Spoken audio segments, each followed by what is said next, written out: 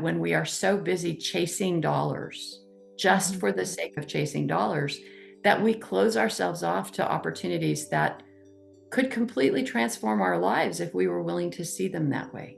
True wealth comes in the form of abundance. Yes. And that abundance is an abundance mentality. That is, I have abundance in my life. I have abundance in my time. I have abundance in my relationships with others. I am abundant in my attitude. I just think that glossy, super image that gets created and the instant gratification that we create in our, 160 word posts or whatever they are, it's part of what creates this scarcity mentality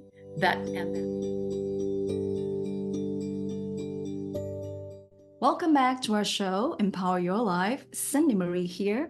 Our next guest ethos, do good, be good, guides her strategic pathways in all endeavors, committed to achieving goals and employing innovative strategies. She transforms organizations into thriving entities. Through her disruptor mindset and deep expertise, she cultivates a legacy of sustainable growth, efficiency, and innovation. We're very thrilled to have her on the show to explore the abundance or the unlocking abundance, navigating the real or true meaning of wealth. So let's all welcome Marva Sadler. Marva, thank you so much for joining us today.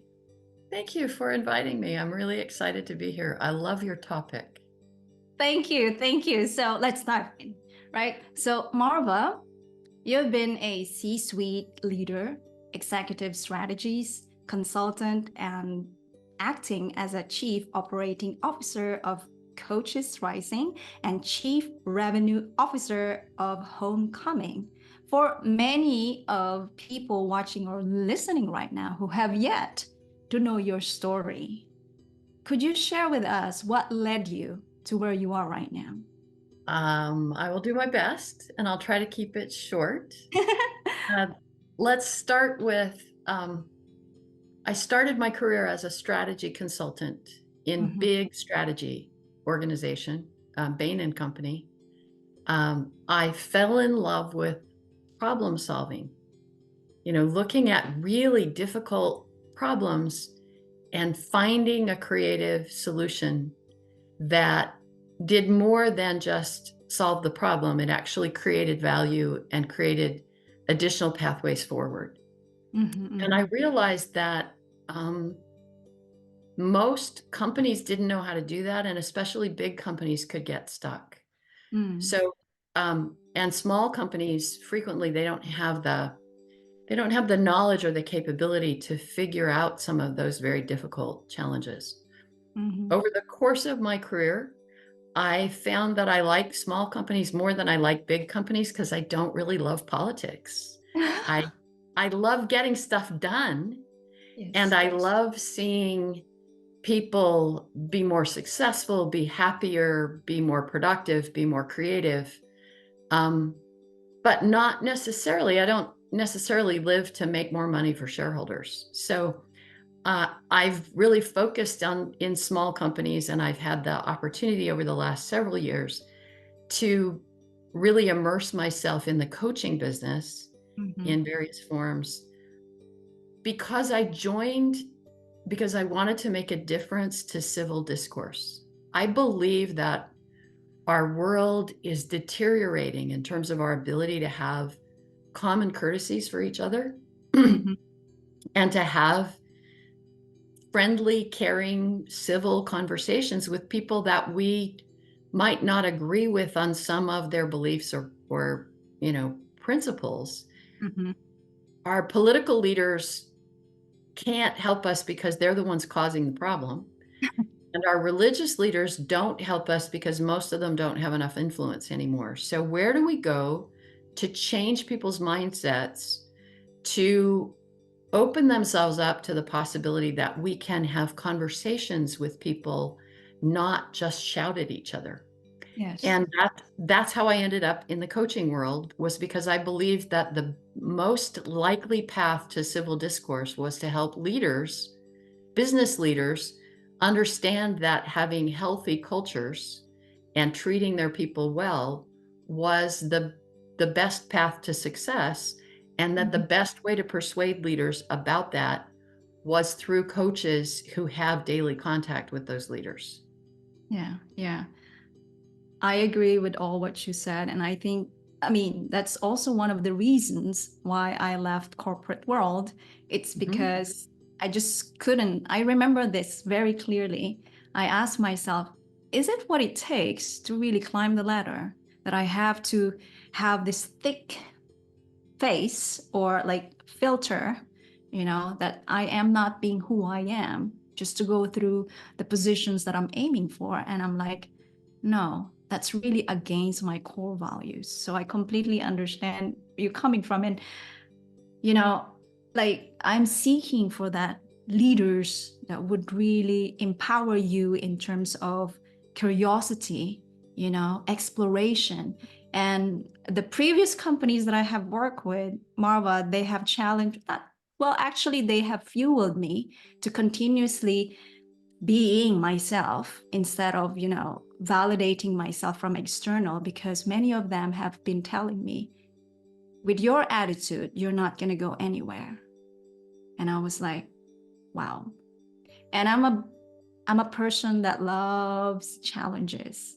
So when someone told me that, thank you, I'll take as such a challenge. And I guess that's where I am right now. Also, advancing the coaching, because I truly believe that coaching, in my opinion, really one of the key factors to help others to understand that there's so many ways that we can have a great conversation without, going in through, well, argument is okay, right?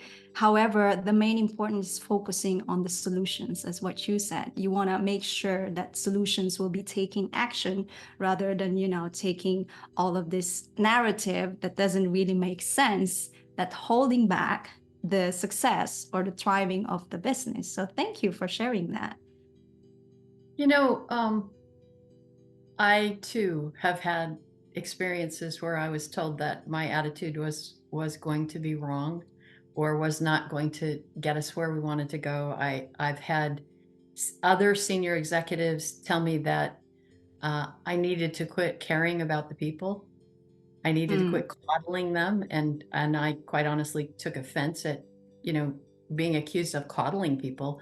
I believe I respect people, and I also fundamentally believe that the development of the people leads to development of the organization, that there is no development of the organization without helping the people be more successful at the things that they're good at. And that, there is work out there that says culture beats strategy every time. And I believe that. And I believe that a healthy culture starts with healthy respect for the individuals that you're working with. And I believe that we can have discussions and differences of opinion that lead to productive outcomes, not just to anger and bitterness. So that's kind of where I come from. I fundamentally believe that the only thing that really matters in our life is our relationship with other people. Everything else, our business, the work that we do, everything else outside of our relationships with other people is just an artificial construct that we've created to give ourselves excuses to interact with people. Yes. Oh, I love that, because the next question that I'm about to ask you is somehow related to what many of us also having, what do you call this? Like, not having a fulfillment in life because of the understanding of this word, wealth, right?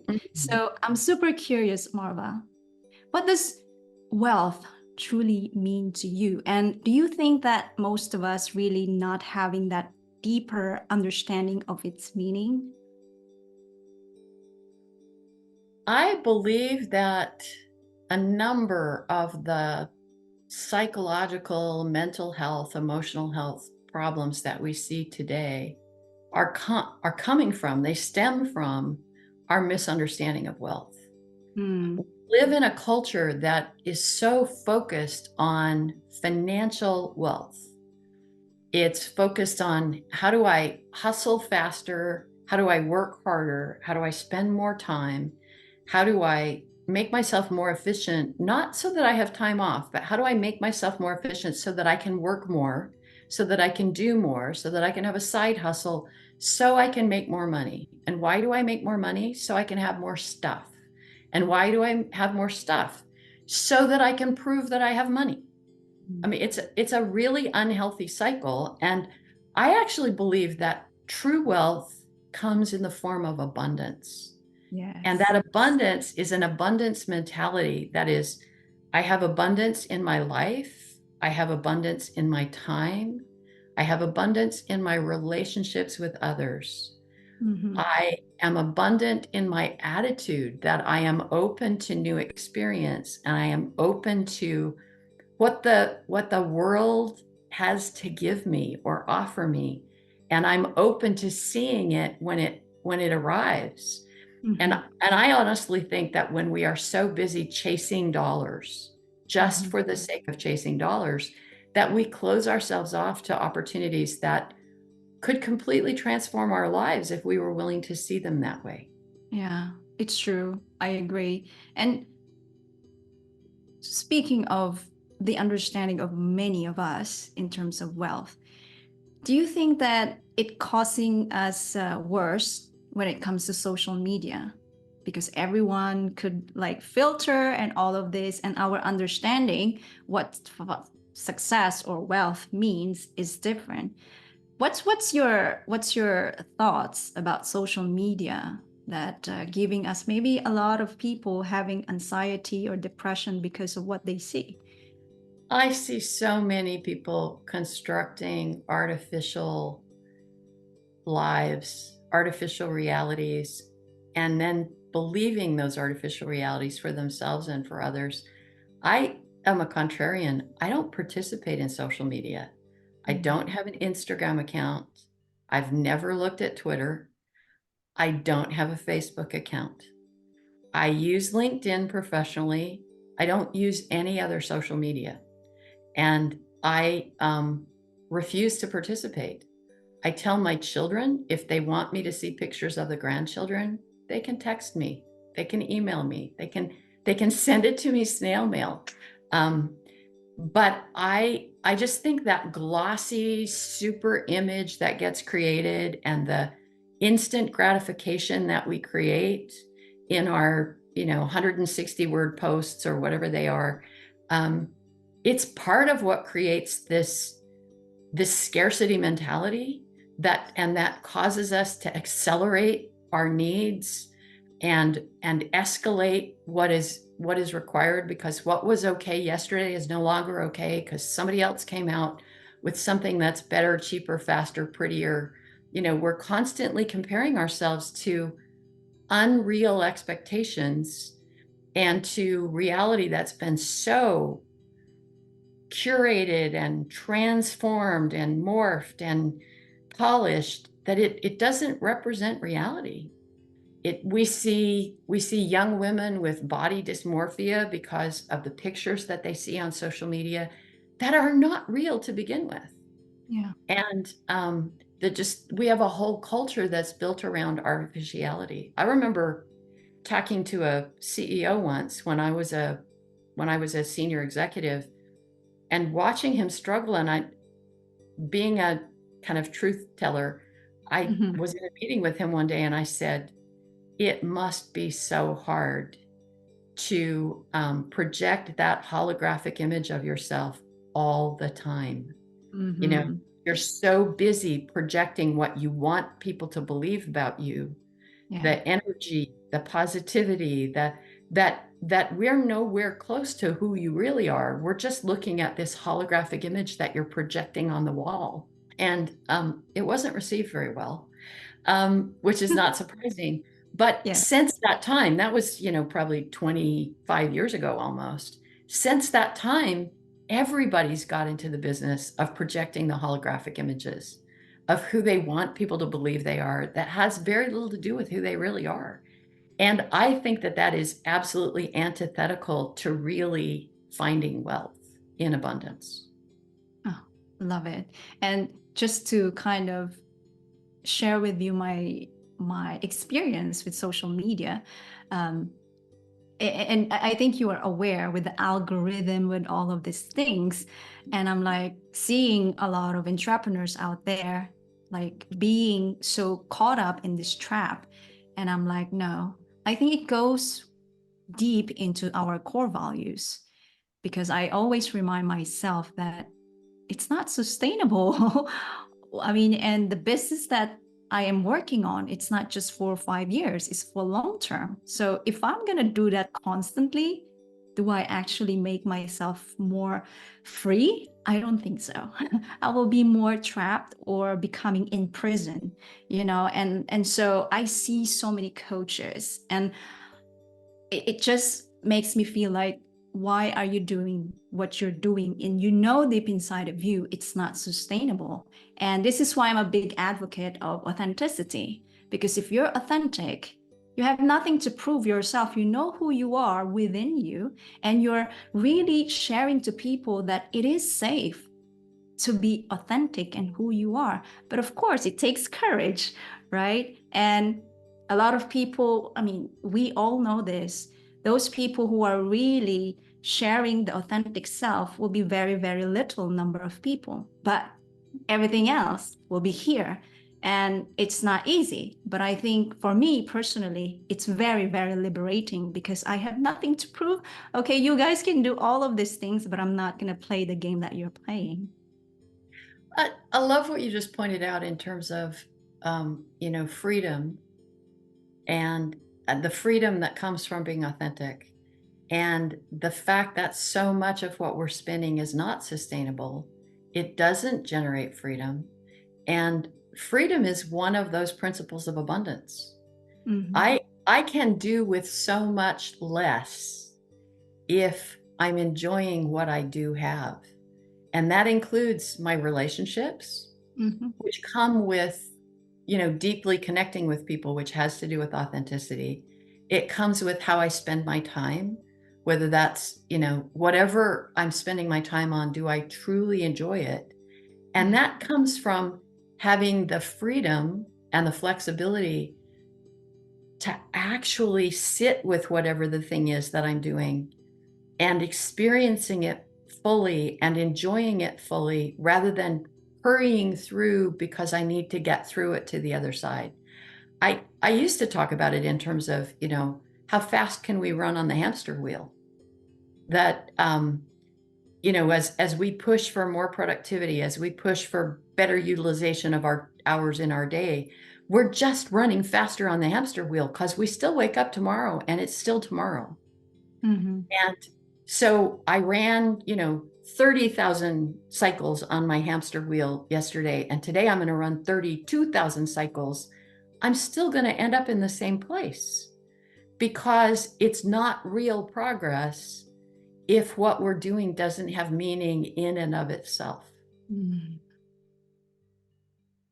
I love that. And you talk about relationships.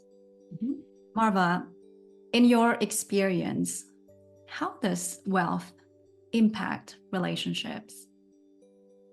Well, if we're talking about financial wealth, I think that it has the potential to warp the relationships. Our relationship to wealth impacts our relationships to other people. The way that we see the importance of wealth, the way that we use the wealth, the way that we display the wealth can create artificial barriers with other people. It can also do good. So our relationship with financial wealth has a huge impact on what else we're able to do. Yes. You mentioned, as we were getting started, you mentioned Marshall Goldsmith. Yes. Marshall Goldsmith has more money than he'll ever be able to get rid of. And what has he done recently? He has offered all of his intellectual property free of charge to anybody who wants to use it. He's made his coaching available in a number of forms free of charge.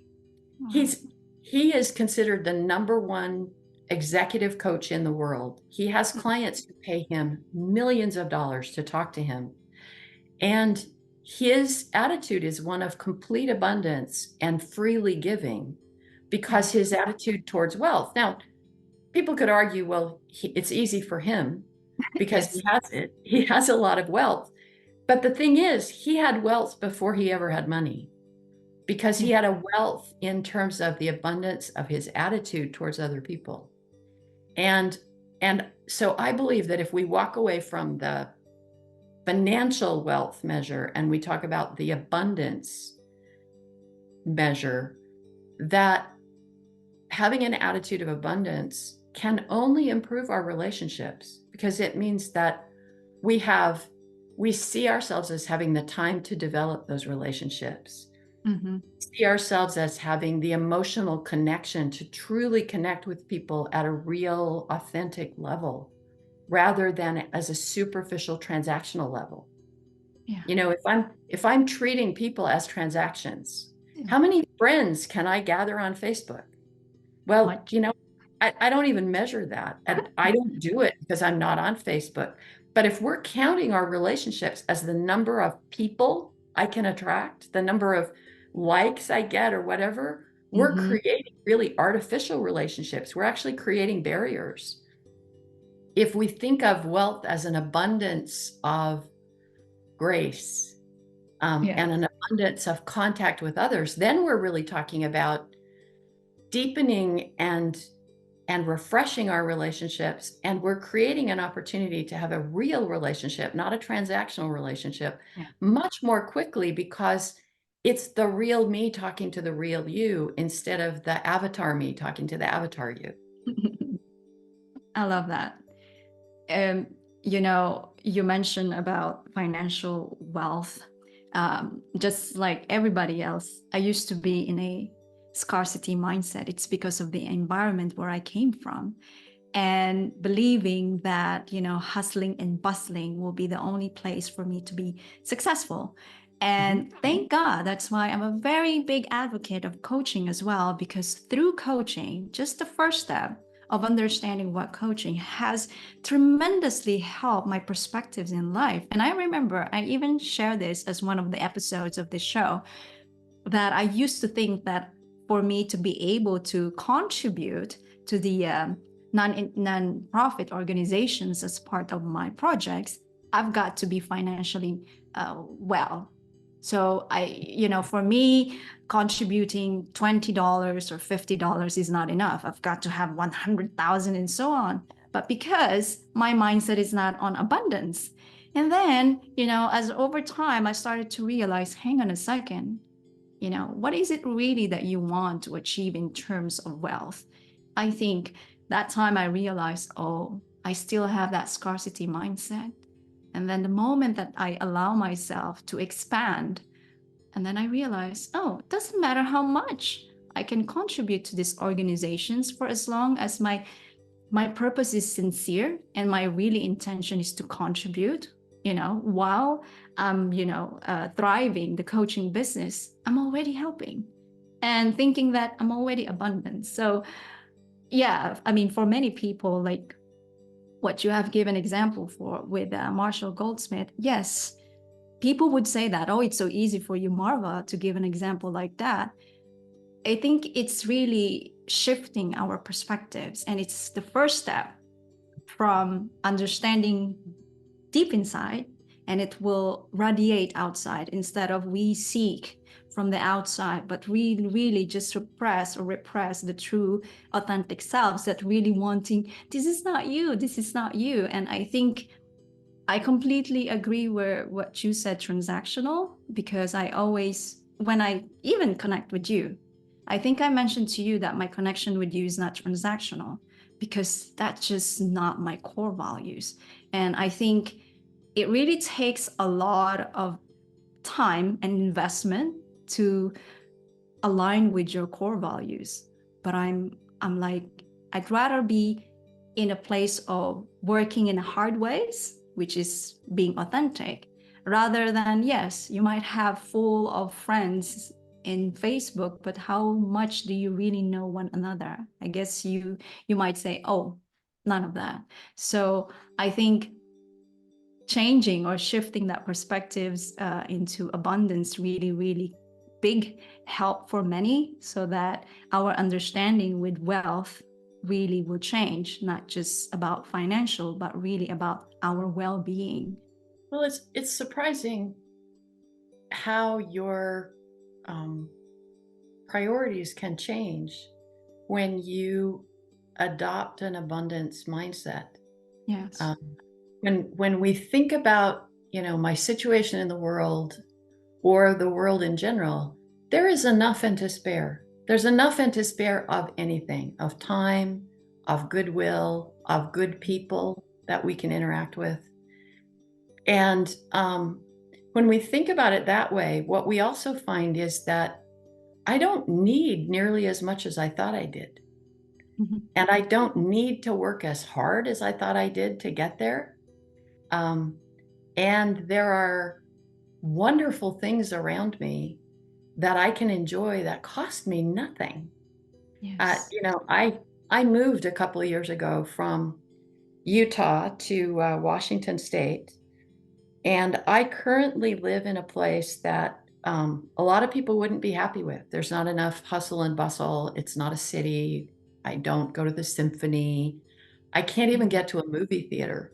I'm an hour from a movie theater, and you know what? I don't care. I walk out my front door in the evening, and I see a family of deer treating my front yard as a salad garden. Mm-hmm. They're out there eating all my plants. And I look at that, and even in that moment I could get angry at the deer eating the plants in my yard that I so carefully planted. And instead I just go, oh, well, we've created a salad bar for the deer. Even though I planted plants that are supposed to be deer resistant, they clearly have developed a taste. And in that moment, I can choose to say, those are beautiful creatures. Mm-hmm. Isn't it wonderful that I can stand here and appreciate the beauties of nature and appreciate how calm and quiet it is that I have deer in my front yard. I have rabbits that run through my yard on a regular basis. I have birds eating at my bird feeder, and they're beautiful. I mean, these are some of the most beautiful creatures I have ever seen. Mm-hmm. And if I take just a few minutes to sit and watch, I get so much enjoyment out of that moment of abundance, of appreciation for these creatures that I look at and say, that's a miracle. They can fly, Yeah.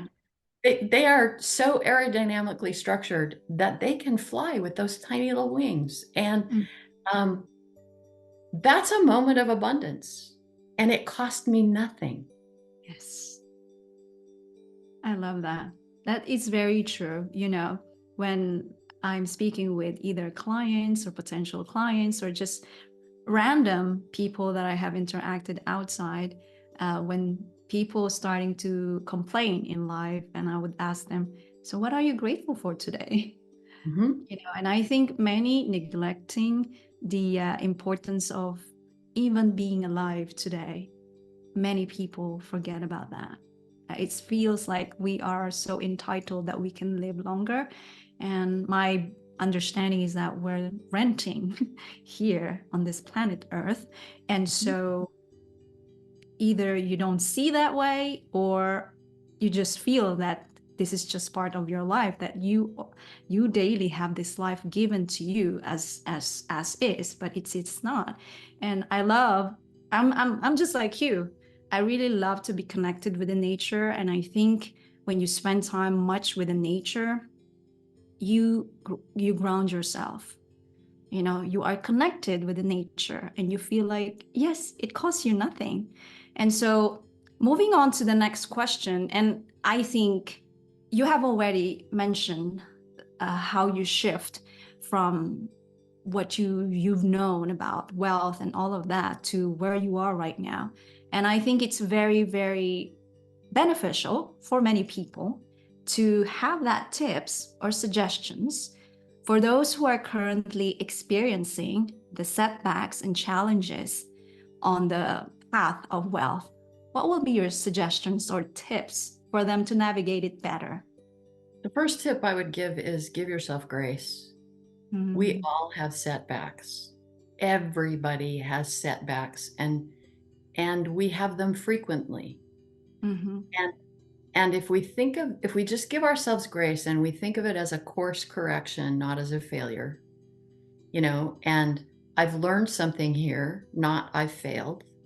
I think that makes a big difference to our ability to be resilient, to pick ourselves up and move forward. I mean, I've had at least as many failures as anybody else. When you're pushing hard and you're taking big risks, you're going to fail sometimes. Yes. And in fact, there's a philosophy that if you're not ever failing, you're not stretching yourself hard enough. So that would be the first thing, give yourself grace. The second thing that I think has been really transformational for me was, you just mentioned it. It's creating a sense of gratitude and a gratitude practice. And to be honest, I have to keep reminding myself because it's so easy to slip into old habits. But when I first kind of was introduced to the idea of just keeping a gratitude journal, thinking about a few things that you're grateful for every morning and every evening, it completely transformed my internal voice. And the more that I took a moment to exercise gratitude, to express gratitude, the more I saw things that I could be grateful for. And there was one particular difficult time in my life where there are days when I was just not grateful at all. And I would force myself to continue to mention things that I was grateful for or write them in my journal until I truly felt grateful from the inside. And it takes me a lot less time now to get there to where I truly feel grateful than it used to. There used to be, I would be writing for half an hour before I would finally really feel the gratitude. So the, a gratitude practice, I think, really makes a difference. A third thing I think is this concept of how much is really enough. I think it's really valuable to start with what is the goal? How much is really enough? And then get yourself to what is enough. And truly, if you believe that it's not enough until you have, $10 million, then by all means go for it. What I have found is that as I practice abundance with things other than financial wealth, abundance of my time, abundance of the richness of my relationships, things like that, I find that enough comes a lot faster financially. And then I start to really optimize around, okay, who would I rather work with?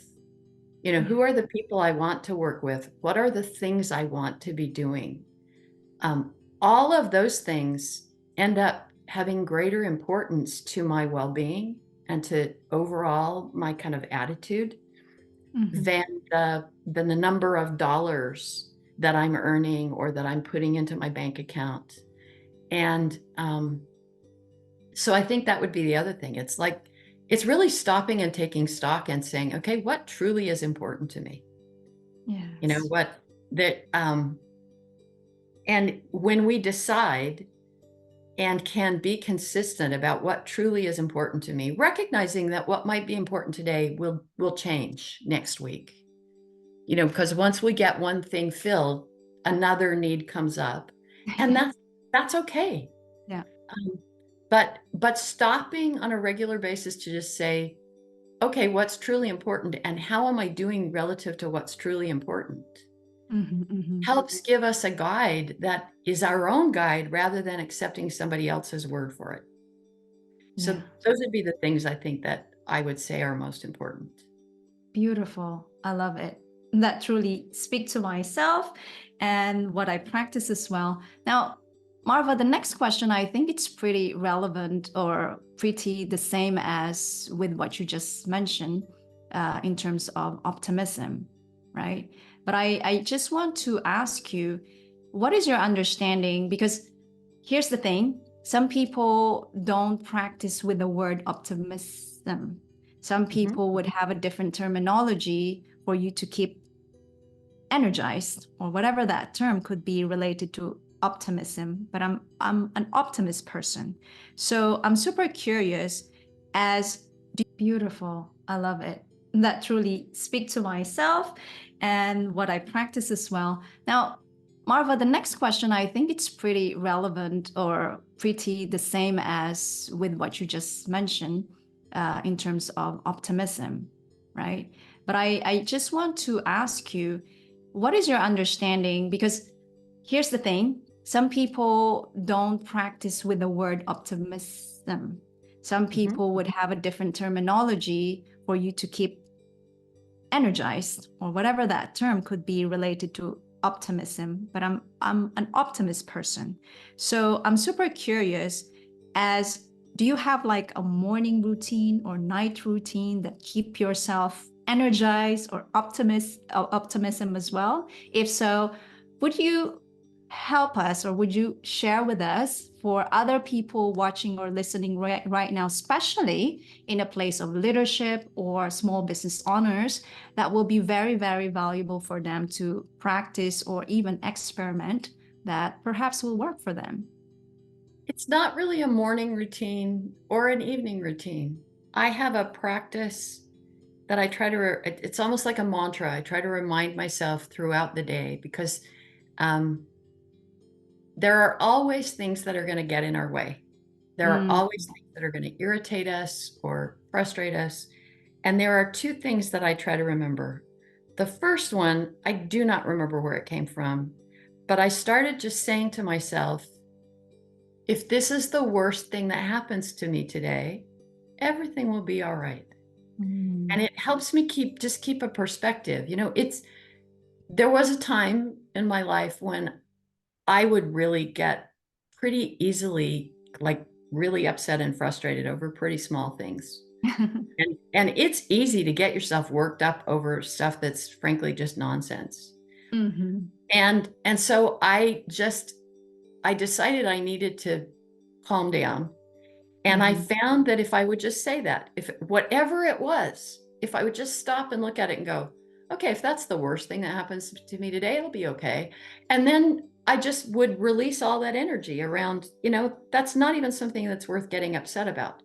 And if I do that throughout the day, it helps me keep a perspective about what is really important. And wasting your energy on being negative or angry or tense or upset just isn't a good use of your time and energy.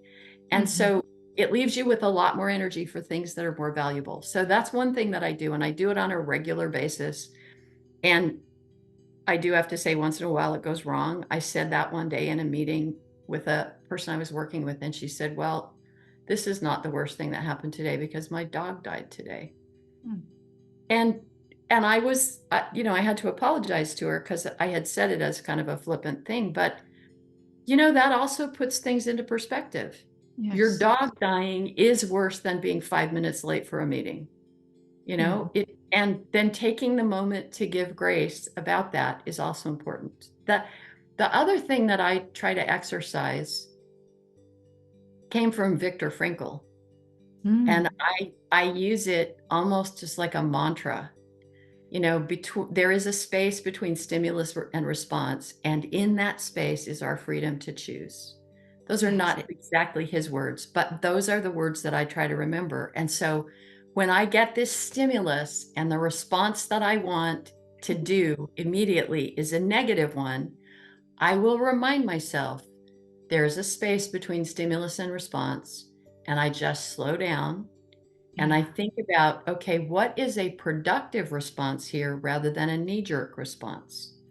And my definition of productive is, does it get me closer to my objectives or my goals? Yes. Does it keep me closer to my principles and values?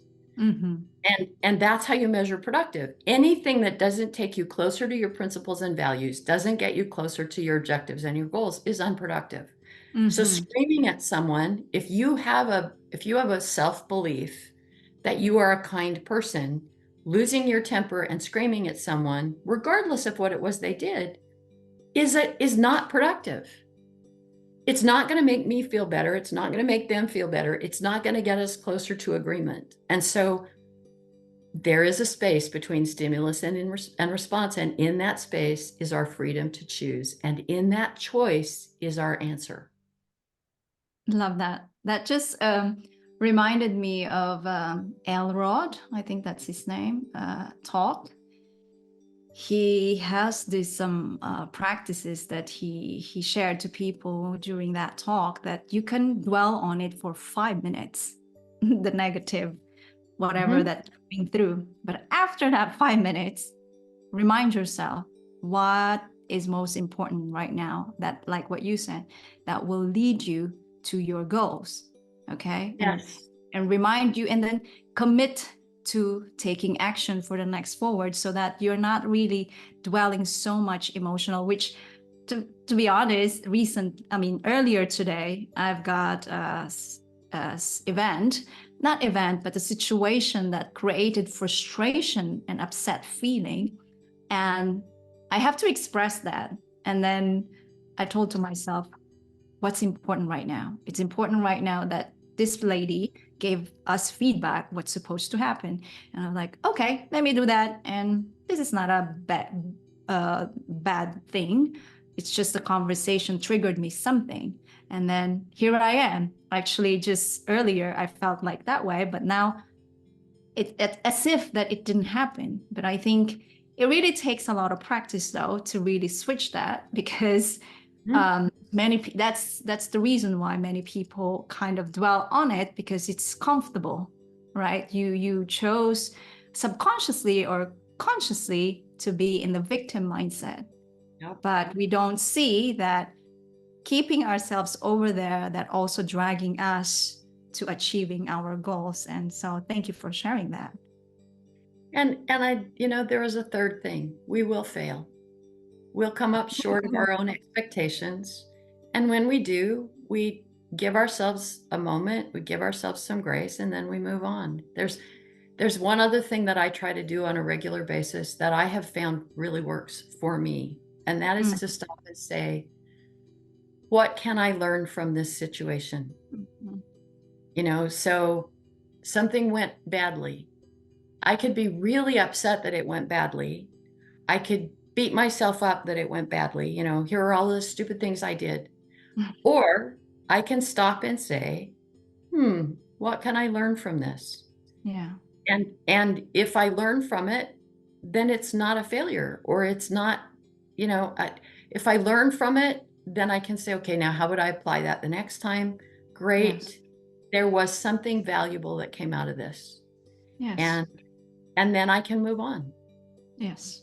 It's really how you see the situation, right? We know this story that people could experience the same thing in the same place, but our perspective is really different. And I think, like what you said, it's that space for us to choose. Oh, I love it. Love it. And so, Marva, wow, what an incredible conversations that we are having.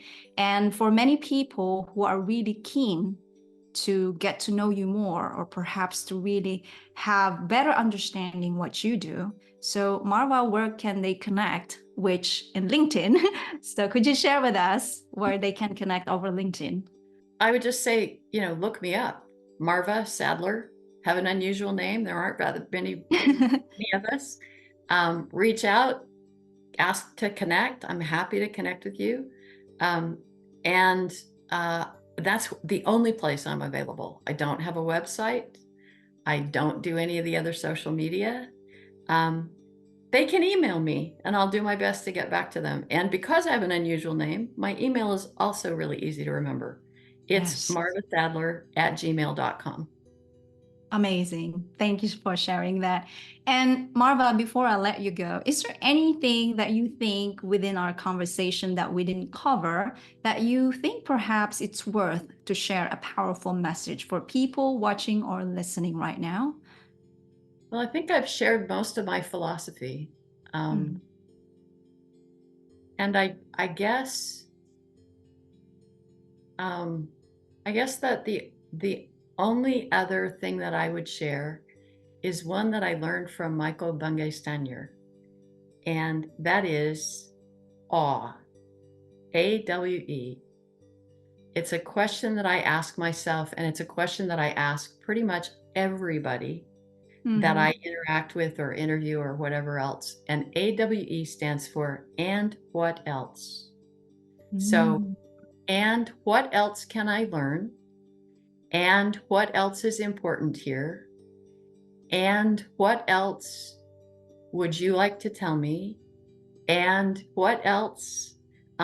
Just that one question, and what else? In conversation with other people, in thinking about, myself, and it's the, what is the extra mile? What is the one more thing that I've not yet done, or that I've not yet expressed, or that someone has not yet told me? What is the one more thing that I could learn or apply that stretches us just that much further so that we can be that much better or smarter or more successful today than I was yesterday? I love that. I'm gonna copy that. I'm gonna steal that. I love that. And what else? It's just like one more step, Right. Oh, yeah. Thank So you. when Thank I you think so much. when I Yeah. think I've given everything, and what else? And if we just sit with that, something will come to us. And sometimes that something is more important than anything else that you've gone through. Oh, and what else? That's the last piece of magical term coming from Marva. Oh my God. Thank you so much, Marva, for amazing conversation with your wisdom, your philosophies, and being authentic yourself of sharing this incredible conversation with us. And I truly, truly appreciate you. For everyone watching or listening right now, you find it very interesting, you find it very profound, you find it very encouraging, make sure to forward it to more people so that you will be able to share the knowledge that you have learned from this episode. Until next time, with yours truly, Cindy Marie, here to empower your life. Thank you so much, Marva. Thank you. I really appreciate your inviting me, and I really appreciated participating and having this conversation with you. Thank you. Oh, that last message from Marva hit the spot. But let's dig deeper. How did this episode resonate with you? And did it change or shift your perspective on wealth and abundance? Share your thoughts with us and drop your comments below. Don't forget to subscribe, follow our podcast, and leave a review to help our show grow. We're here to keep serving you the best we can. Until next time, stay optimistic, stay true to yourself, keep taking action, and believe in your ability to make a difference. You've got what it takes to pursue your dreams and make an impact. Keep going and be unstoppable.